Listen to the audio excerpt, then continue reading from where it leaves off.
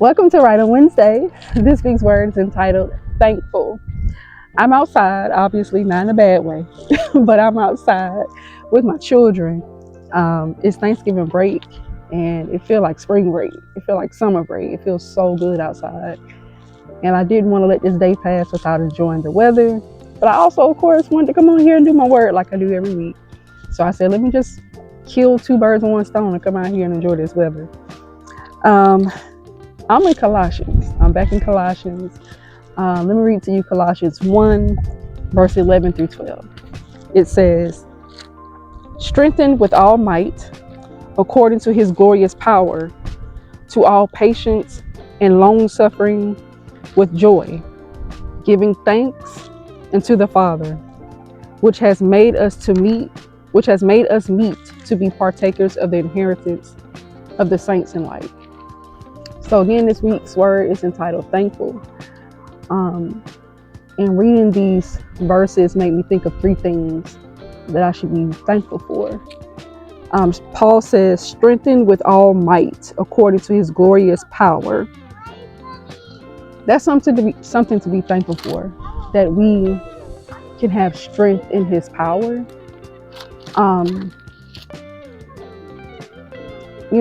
It's very common in this life to feel weak. We are often weakened by spiritual battles. Sometimes we just get tired of fighting the constant war of the flesh and the spirit. Sometimes we're tired of fighting against powers and principalities of, wicked, evil spirits. We get tired physically in our bodies. Look at my baby running. Sometimes we get tired in our bodies, sicknesses in our bodies. We get tired on the job. We get tired of broken relationships and families. It's just a lot. It's just a lot that we could be tired from sometimes in this earth. But the word says, strengthened with all might, according to his glorious power. It just lets you know that when we are weak, be it physically, emotionally, physically, we can be strengthened with a supernatural power, because we're just humans. There's only so much mental and physical and spiritual capacity that we have. There comes a point in time where you need a source outside of yourself to carry you, because life can sometimes beat you down. It can be heavy. Loss of loved ones, various things, just can make you heavy. And I know one of the heaviest trying times of my life was carrying my son. I don't know, that was just a hard time for me. I was, of course, physically tired. I think I'm low-key anemic outside of pregnancy, but then being pregnant on top of probably having low iron to begin with just made me so tired. I was just tired all the time. And because I was tired all the time, I was missing a lot of days at work. And that was an issue. And then on top of all of that, I felt the Lord still calling me to write, still calling me. I produced 2 books in that pregnancy. And I just felt so weak and so tired. But I remember just asking the Lord to help me. And I was so weak that I felt like, Lord, I don't need you just to give me strength. I need you to be my strength. Because I feel like if you give me strength, I'm too weak to even accept it. So just be my strength. And he was that for me. So one thing to be thankful for is the strength that we can receive from Christ, strengthened with all might according to his glorious power. So if you are weak in your body, weak in your mind, weak in your spirit, weak in your heart, if you are weak, the Lord is your strength. He don't just give strength, he becomes our strength. So be thankful and be encouraged that we have Christ, who gives us all might, all power, according to his glorious power. He strengthens us. Another thing to be thankful for, it says, to all patience and long suffering with joyfulness. Long suffering with joyfulness. Sounds like a contradiction almost. Like, how am I to be joyful, and long suffering. And that's something that I haven't mastered. I have not mastered that. But that's something that I'm asking the Lord to help me with, to have joy despite circumstances. Because I've learned that God will answer a prayer. It ain't nothing for God to answer a prayer for you. But there's always going to be something else that you want. There's always going to be another level that you're aspiring to get to. And so are you to forever wait to have joy until you get that thing? Is your joy postponed until he does that thing for you? I don't want to live like that. I want to have joy consistently. And if my joy is in the Lord, my joy should be consistent because he's consistent. He never leaves. He's always there. He's ever present. And so I want a consistent joy. Whether he answers a prayer or not, whether he does a thing the way I want it to be done or not, I just want my joy in him. I just want joy. I want peace. I want to delight in him. So when Paul says, to all patience and long suffering with joyfulness, I'm thankful for this verse because it gives me hope that I can have joy despite my circumstances.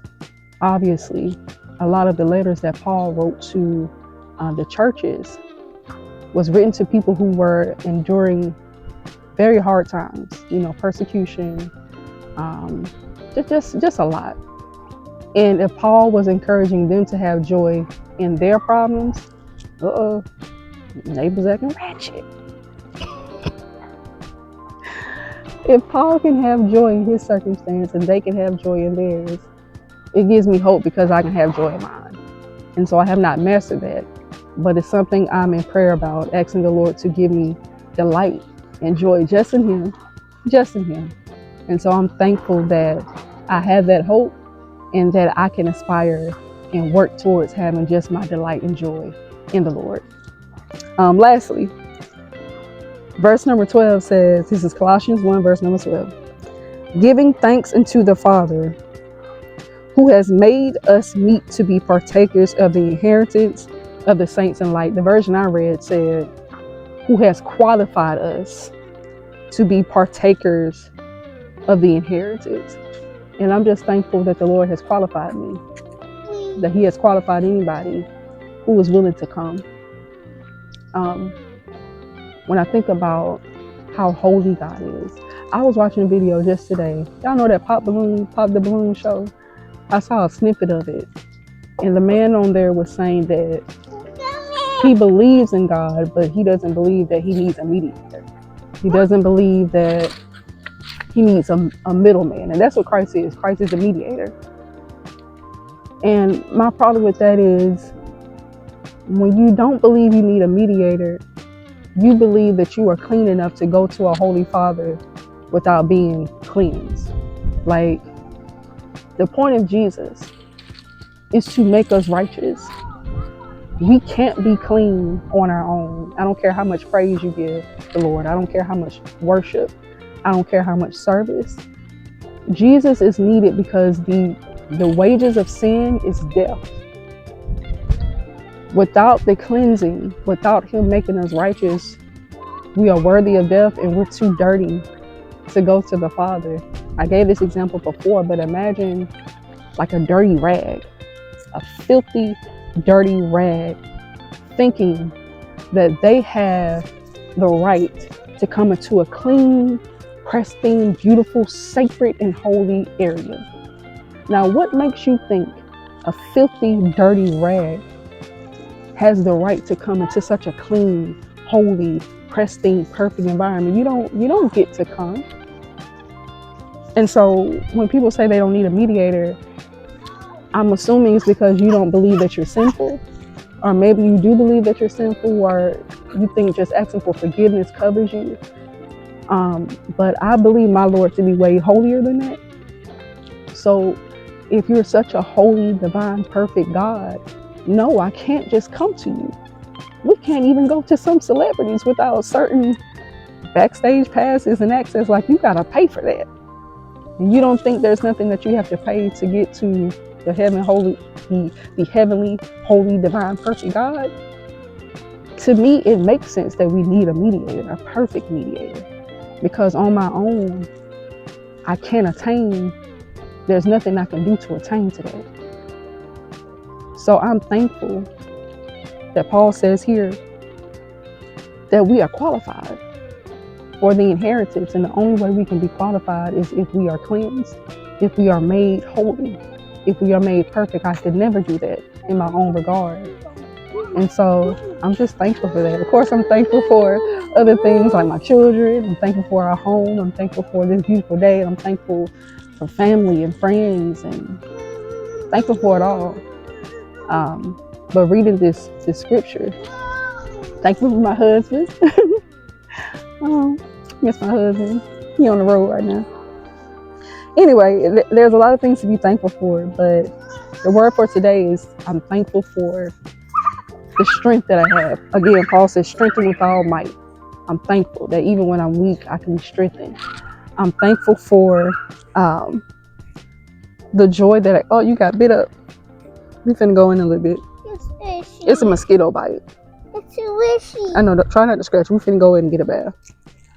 I'm thankful that I can have joy despite circumstances, and I'm thankful that the Lord has qualified us to be holy despite us, despite our sin, despite our sinful nature. And so that's all I have for y'all today. This Right on Wednesday word is entitled Thankful. There's so many things to be thankful for. Many people across the nation is going to be thankful due to this holiday. But I think sometimes we, as believers, we look at things surface level, and there's so much more that we can be thankful for. And so that's it. That's all I got for y'all. I got to get these babies in the house and get them bathed. I pray this message has blessed you. May God bless you and keep you. Until next time, y'all take care. All right. Bye.